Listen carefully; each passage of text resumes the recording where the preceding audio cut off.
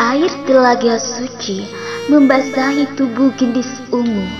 Seketika itu juga gendis ungu berubah menjadi wanita dewasa yang sangat cantik, bahkan melebihi kecantikan gadis remaja. Tidak ada sedikit pun keriput di kulit tubuh dan wajahnya. Gendis ungu juga meminum airnya. Rupanya ia juga membawa botol dan memasukkan air ke dalam botol yang akan diberikan kepada nenek yang sedang sakit. Kemudian gendis ungu bangkit dari telaga, keluar dari gua dengan energi baru dan semangat baru. Ia melakukan perjalanan selama 3 bulan untuk sampai di Padepokan. Saat tiba di Padepokan, semua tidak ada yang mengenali gendis ungu. Hingga akhirnya gendis ungu menunjukkan kalung perguruan yang diberikan nenek dan menceritakan semuanya kepada satu di antara orang kepercayaan nenek yang bernama Kang Batara.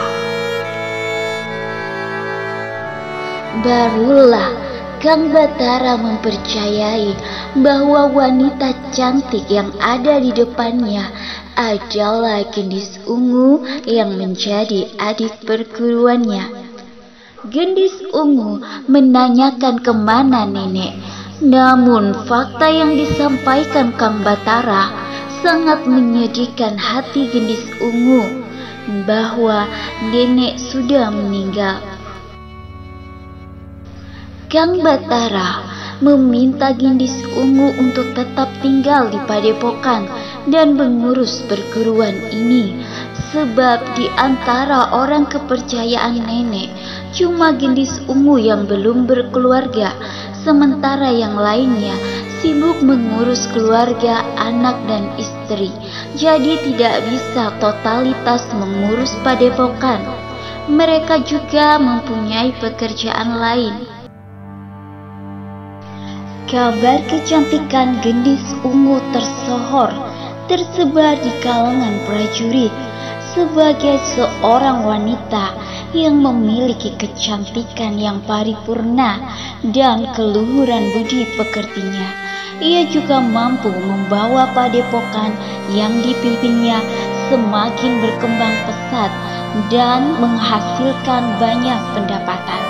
Sebab tidak sedikit prajurit-prajurit dari negeri-negeri sekitar yang berguru di Padepokan, yang mendapat dana perguruan yang dibiayai oleh kerajaannya masing-masing. Kabar kecantikan gendis ungu akhirnya sampai juga di telinga Raja Muda Kertajasa yang memimpin wilayah di mana Padepokan gendis ungu berada. Raja Kertajasa yang penasaran dengan kecantikan gendis ungu yang banyak dibicarakan di kalangan prajurit kerajaan, akhirnya mengundang gendis ungu dengan alasan kerjasama. Saat pertama kali melihat gendis ungu, Raja Muda Kertajasa terkesima dengan kecantikan dan kecerdasan gendis ungu. Sebab selain gendis ungu terkenal cantik, dia juga memiliki pemikiran yang cemerlang dalam membaca peluang bisnis maupun di medan pertempuran.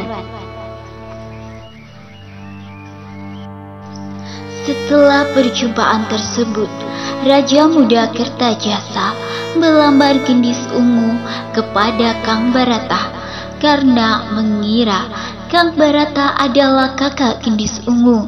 Kang Barata menyampaikan lamaran Raja Muda Kertajasa kepada gendis ungu, namun gendis ungu tidak langsung menjawab iya.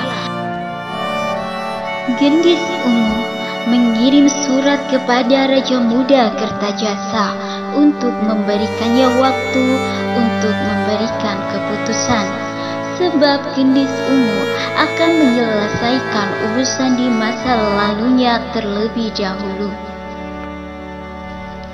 Menerima dan membaca surat itu, Raden Wijaya merasa senang, sebab Raden Wijaya beranggapan bahwa Gendis Ungu sudah menemukan pria yang menerima Gendis Ungu apa adanya. Raden Wijaya segera membuat surat pernyataan cerai darinya, dan dia sendiri yang akan mengantarkan surat cerai kepada Gendis Ungu. Sebab dalam hatinya ia merasa iba dan berhutang budi kepada Gendis Ungu yang dulu pernah menyelamatkannya. Memang watak Raden Wijaya selalu mengingat kebaikan orang kepadanya, apapun itu, bahkan seteguk air. Ini adalah hal yang diajarkan kepada Raden Wijaya sejak kecil oleh ayahnya, bahwa ia tidak boleh lupa akan budi seseorang kepadanya.